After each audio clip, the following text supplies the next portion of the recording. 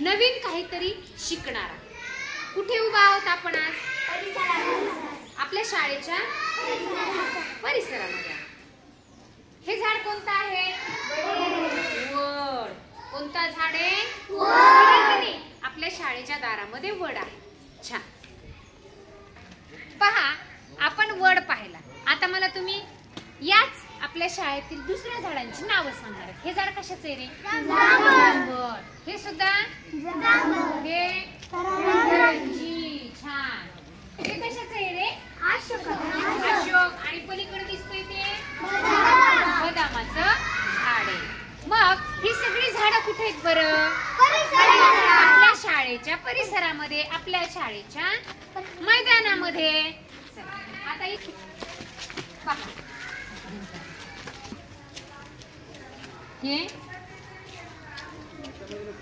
हे पहा, अशी काय वाहते रे?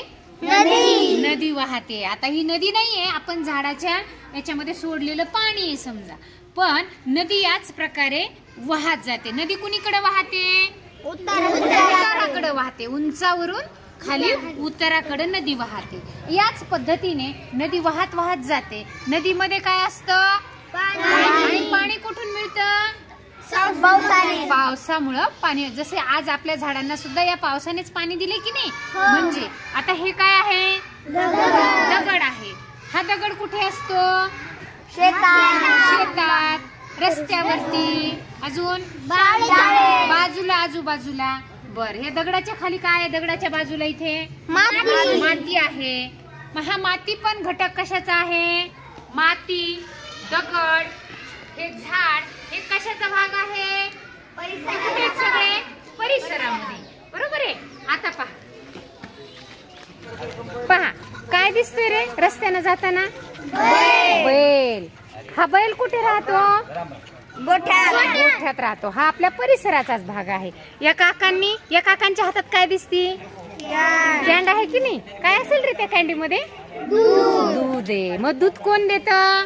गाय. कोण देतं दूध? गाय देते. आणखी म्हैस देते. आणखी शेळी देते. म्हणजे हे दूध देणारे प्राणी सुद्धा आपल्याला माहिती आहेत. तुम्ही सांगितले. बरोबर आहे. पहा बरं, त्या घराजवळ काय दिसते? दिसते की नाही? हे कुठे राहत रे? रस्त्यावर. आणि पाळलेले कुत्र, पाळलेली जनावर गोठ्यामध्ये आपण त्यांना सुरक्षित अशा ठिकाणी ठेवतो. त्यांची काळजी पण घेतो. पहा, आता हे किती छान फुलांनी बहरलेलं झाड आहे. पहा, कशाचं झाड आहे रे? कन्हेरीचं झाड आहे. आणि ही फुलं कशाची आहेत? कन्हेरीची फुलं आहेत. कन्हेरीची वेगवेगळ्या रंगाची फुलं असतात. आणखी कुणी पाहिले का दुसऱ्या रंगाचं? कसं असते? लाल, गुलाबी रंगाचं फुल असते की नाही कन्हेरीचं? किती छान दिसते की नाही? मग हे फुलांचं झाड पण कुठे आलंय बरं? परिसरात. आपल्या शाळेच्या दारात आहे. हे कुठं आलंय? परिसरात आलंय. पण खाली जमिनीमध्ये आलंय की नाही? म्हणजे खाली मातीमध्ये पण उगवलंय. पहा, थोडस पहा. तुम्हाला आपल्या शाळेच्या आजूबाजूला काय काय दिसते ते तुम्ही मला सांगायचं.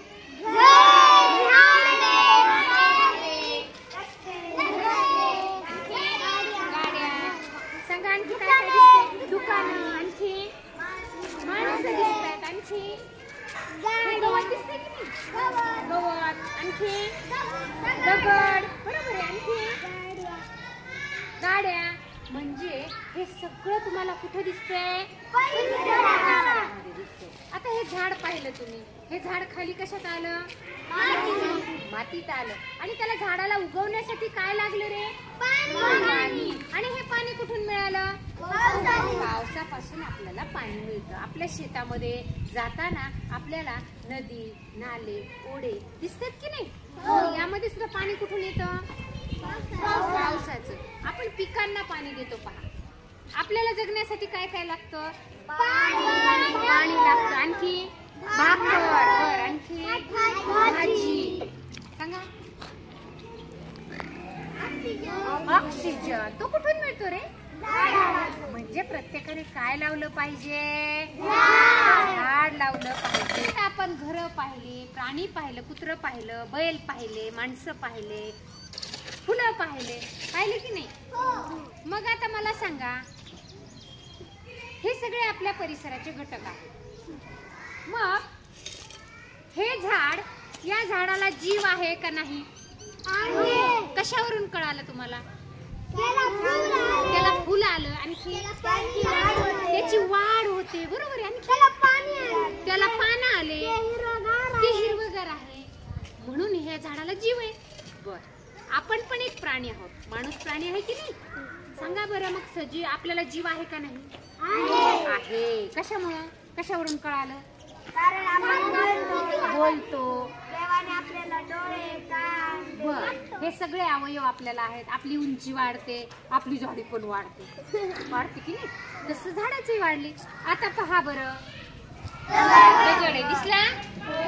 मग हा दगड मोठा झाला का रे? नाही. हा तर आपण पाहतो, ती दीदी धुणत होती की नाही या दगडावर. मग हे दगड तर तेवढाच राहिला. का बरं तेवढाच राहिला दगड? लहान झाला की मोठा झाला की तेवढाच राहिला? का बरं तेवढाच राहिला? निर्जीव आहे, त्याला जीव नाही.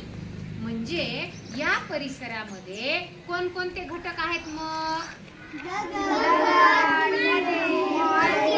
झाड, माणसे, प्राणी, माती. हे सगळे कशाचे घटक आहेत? परिसराचे. मग काही मोठे होतात, काही होत नाही. म्हणजे त्याला काय म्हणायचं रे? काहीला जीव आहे, काहींना नाही. आता या दगडाला जीव आहे का? का बरं? निर्जीव आहे हे कशावरून कळालं? मोठं होत नाही, वाढ होत नाही, तो एका जागेवरून स्वतःहून दुसऱ्या जागेवर जात नाही. मग पहा, आपल्या अवतीभोवती, आपल्या परिसरामध्ये हे जे घटक आहेत की नाही, सगळे शेतामध्ये येणारी पिकं, दगड, माती, झाडं, झुडपं, प्राणी, पक्षी, मग ते कबूतर असतील, चिमणी असेल, पोपट असेल, घार असेल, आपण पाहतो यांची वाढ होते. वाढ होते की नाही? पण दगड, माती, सिमेंट, वाळू, खडी, फरशी यांची वाढ होते का रे? मग यावरून आपण एक शिकायचं, ज्यांची वाढ होते, ज्यांना जगण्यासाठी हवा लागते, आणखी पाणी लागतं, आणखी अन्न लागतं, अन्न, त्याच प्राण्यांची किंवा त्याच वस्तूची आपण ज्याला वाढ होते, ज्याला जगण्यासाठी अन्न, पाणी, हवा लागते, तो असतो सजीव. आणि ज्याला जगण्यासाठी अन्न, पाणी आणि हवा लागत नाही, तो असतो निर्जीव. म्हणजे हे परिसराचे मुख्य दोन घटक आहेत, सजीव, निर्जीव. आणि पुन्हा सजीवामध्ये दोन घटक आहेत पहा, जे आपण आता कुत्रा पाहिला, बैल पाहिला की नाही, ते आहेत प्राणी. आणि हे झाड पहा, हे आहे वनस्पती. आपलं अन्न वनस्पतीकडूनच आपल्याला मिळतं. आपण आपलं अन्न तयार करू शकतो का? नाही. आपण त्याच्यासाठी या वनस्पतीवर अवलंबून आहेत. आपल्याला जेवण्यासाठी ज्वारी, बाजरी, गहू हे कुठून मिळतं? वनस्पतीपासून. पण झाड पहा, हिरवंगार असतं, त्याची पानं येत नाही. हे जे पान आहेत की नाही झाडाचे, हे स्वतः अन्न तयार करतं आणि पूर्ण झाडाला पुरवतं. पहा, हे प्रत्येक झाडाचं पान हे अन्न तयार करून पूर्ण झाडाला पुरवतं, म्हणून त्याला फळं येतात, फुलं येतात आणि ते झाड अगदी टवटवीत हिरवगार दिसतं. पहा, खाली मुळातून पाणी घेतं आणि झाडे चांदी पाटे. याला कसे फुलं येतात रे? कोणत्या रंगाचे? पहा, पांढऱ्या. हे पहा, हे छान फुल आहे. कशाचे? चांदी पाटाचे. पहा, आता आपण आता पाहिलं, याच्या खाली ही मुळं असतात. ही काय आहेत? मुळं. आणि या झाडाची प्रत्येक वनस्पतीची मुळं आहेत ना, खाली जमिनीत जातात, खोलवर. आणि ही मुळं काय शोषून घेतात? जमिनीमधील पाणी शोषून घेतात आणि पूर्ण या झाडांना पोहोचवतात. मग हे पान काय होतं? हिरवगार होतं. ऊन मिळतं, पाणी मिळतं, हवा मिळते आणि मग त्यामुळं हे झाड काय करतं? स्वतःचं अन्न स्वतः तयार करतं. पहा, पानामधून. म्हणून ही झाडं काय होतात? मोठी होतात आणि स्वतःचं अन्न स्वतः तयार केल्यामुळं त्यांना दुसऱ्याकडून अन्न घ्यायची गरज पडते का? याला ऊन, हवा आणि पाणी मिळालं की झाड स्वतःचं अन्न स्वतः तयार करायचं. पहा, हाच आपल्या अवतीभोवती जे काही दिसतं तीच आहे आपला परिसर. तोच काय आहे? आपला परिसर. आणि हे सगळ्या परिसराचे घटक आपण आहोत की नाही? आपण कोण आहोत? प्राणी आहोत का वनस्पती? मग प्राणी. छान. चला तर आज आपण आपल्या परिसरामधील आपल्या अवतीभोवती काय आपण अभ्यासलं हे आपण प्रत्यक्ष आपल्या या परिसरामधून शिकलो आहोत. छान शिकलाय.